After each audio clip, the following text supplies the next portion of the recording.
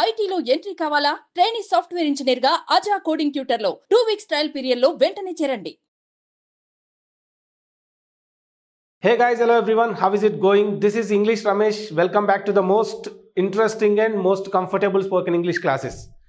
ఈ రోజు క్లాస్లో మనం చాలా ఇంట్రెస్టింగ్ కాన్సెప్ట్ని నేర్చుకోబోతున్నాం. ఏంటి అదంటే ఒక్కటి మనకి ఇంగ్లీష్లో కొన్ని కన్ఫ్యూజన్స్ ఉంటాయి. ఏంటి అంటే ఒక జరిగిన పని అయిపోయిన పనిని చెప్పడానికి పాస్ట్లో చెప్పొచ్చు, ప్రెజెంట్ పర్ఫెక్ట్లో చెప్పొచ్చు. అసలు ఈ నేమ్స్ యూజ్ చేయడం కూడా నాకు ఇష్టం లేదు, బట్ అయిపోయిన పనిని మనం చాలా రకాలుగా చెప్పొచ్చు. అందులోనే చిన్న కన్ఫ్యూజన్ ఉంటుంది. ఆ కన్ఫ్యూజన్ని క్లియర్ చేసి సూపర్ క్లారిటీ ఇస్తాను, మీరు లైఫ్లో మర్చిపోలేరు. Okay, so let me get into the class. Online classes కోసం ఈ నెంబర్కి మెసేజ్ చేయండి. ఓకే గైస్, యా, ఇక్కడ ఇవన్నీ మనకు తెలుసు, ఇవన్నీ చాలా సింపుల్ విషయాలే. కానీ సింపుల్ విషయాలతోనే మనం కాంప్లెక్స్ని మనం ఓవర్కమ్ చేయగలుగుతాం. సింపుల్ విషయాల మీద మనకుండే కమాండ్ మాత్రమే ఇంగ్లీష్ లాంగ్వేజ్ మీద సూపర్ కమాండ్ వచ్చేలా చేస్తుంది. And we become more comfortable, of course convenient అనమాట in terms of English language. Okay, ఏంటి అనేది చూద్దాం. ఇక్కడ చాలా సింపుల్గా అబ్జర్వ్ చేయండి. ఈ వర్బ్స్ అన్ని మీకు తెలుసు, మళ్ళీ చెప్తున్నాడని అనుకోవద్దు. ఇక్కడ చూద్దాం అబ్జర్వేషన్ ఎట్లా ఉంటుంది అనేది. ఇక్కడ గో అనేది వర్బ్ నెంబర్ 1 వెళ్ళటం. దీనికి V2 ఏంటి? వెంట్. V3 ఏంటి? గాన్.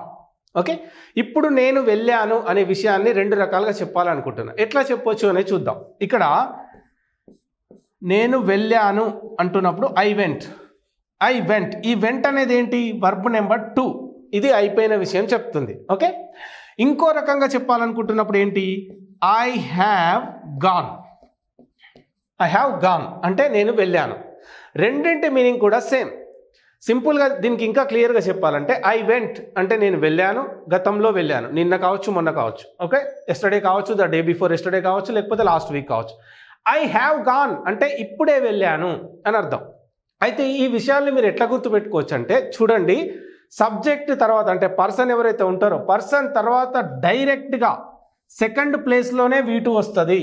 గతంలో జరిగిన పని గురించి చెప్పేటప్పుడు V2 ఇందులోనే ఉంది, సెకండ్ ప్లేస్లోనే ఇది వస్తుంది. మధ్యలో వాజ్ వర్లతో అవసరం లేదు.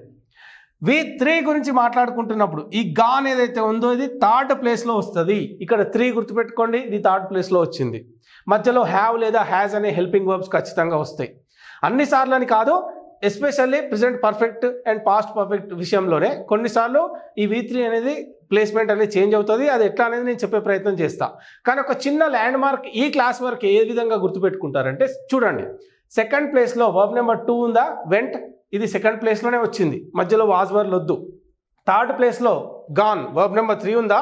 ఇది థర్డ్ ప్లేస్లో వచ్చింది, మధ్యలో హ్యావ్ లేదా హ్యాజ్ వస్తాయి. ఈ విధంగా గుర్తుపెట్టుకోండి. ఈ రెండు కూడా జరిగిపోయిన అయిపోయిన పనుల గురించి మాట్లాడుకునేటప్పుడు మాత్రమే ఈ విధంగా చెప్పే ప్రయత్నం చేస్తాం. అండ్ వన్ మోర్ థింగ్ ఇప్పుడే చెప్తున్నా ఏంటంటే ఫ్యూచర్ పర్ఫెక్ట్ గురించి మాట్లాడినప్పుడు కొన్ని వేరే సెంటెన్సెస్ గురించి చెప్పినప్పుడు ఏమవుతుంది, ఇది ఇక్కడ ఐ విల్ హ్యావ్ గాన్ అని చెప్తాం, లేదా ఐ విల్ హ్యావ్ ఈటెన్ అని చెప్తాం. ఓకే, అప్పుడు ఏంటి అంటే ఫోర్త్ ప్లేస్లో కూడా వస్తుంది. దాని గురించి తర్వాత మాట్లాడుకుందాం. ఇప్పుడు ఈ క్లాస్ వరకు ఏంటి అంటే సెకండ్ ప్లేస్లో థర్డ్ ప్లేస్లో వస్తాయి V2 V3. అవి అయిపోయిన విషయం గురించి మాట్లాడేటప్పుడు ఇక్కడ చూడండి, ఇక్కడ హీ ఏట్ అంటున్నాం అంటే అతను తిన్నాడు. ఏట్ అనేది వర్బ్ నెంబర్ 2. ఇది మాత్రం ఖచ్చితంగా సెకండ్ ప్లేస్లోనే వస్తుంది. ఈ 3 అనేది అన్న కొంచెం ప్లేస్ అనేది చేంజ్ అవుతుంది, కానీ ఇది మాత్రం ఖచ్చితంగా సెకండ్ ప్లేస్లోనే.